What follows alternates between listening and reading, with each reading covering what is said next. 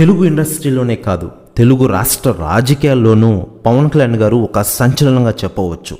సినీ నటుడిగా, రాజకీయంగా, ప్రజాసేవకుడిగా, ఆపదలు ఆదుకునే ఆపద్ బాంధవుడిగా ప్రజలందరి మన్ననలు, ఆదరాభిమానాలు పొందుతున్నారు పవన్ కళ్యాణ్ గారు. జనసేన అధినేత పవన్ కళ్యాణ్ గారు ఈసారి పిఠాపురం ఎమ్మెల్యేగా ఎన్నికల బరిలో నిలుస్తున్నారు. ఇందుకు సంబంధించి ఎన్నికల నామినేషన్ను మంగళవారం నాడు దాఖలు చేశారు పవన్. ఈ ఎన్నికల అఫిడవిట్లో తన ఆస్తులకు సంబంధించిన కీలక వివరాలు పొందుపరిచిన విషయం మనకందరికీ తెలిసిందే.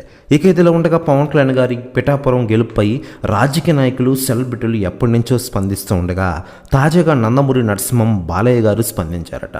ఆయన మాట్లాడుతూ పవన్ కళ్యాణ్ గారు ప్రస్తుతం మంచి దూకుడు మీద ఉన్నారు. ఆంధ్ర రాజకీయాల్లో ఆయన ఈసారి తన ముద్రని ఖచ్చితంగా చూపిస్తారు. రాబోయే ఎన్నికలు 1,00,000 మెజారిటీకి తగ్గకుండా పిఠాపురంలో గెలుస్తారు అంటూ ఉన్నారట బాలయ్య గారు. ప్రెస్ న్యూస్ కూడా తెగ వైరల్ అవుతోంది. కాకపోతే పవన్ కళ్యాణ్ గారు మంగళవారం నాడు పిఠాపురం ఎమ్మెల్యే అభ్యర్థిగా నామినేషన్ దాఖలు చేశారు.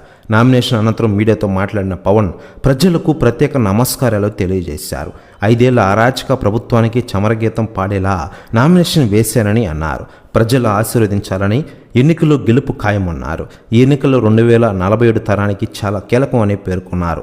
ఆంధ్రప్రదేశ్ ప్రయోజనాలను దృష్టిలో ఉంచుకునే జనసేన తగ్గిందని, బలమైన నేతల త్యాగాలు సైతం తప్పలేదన్నారు పవన్ కళ్యాణ్ గారు.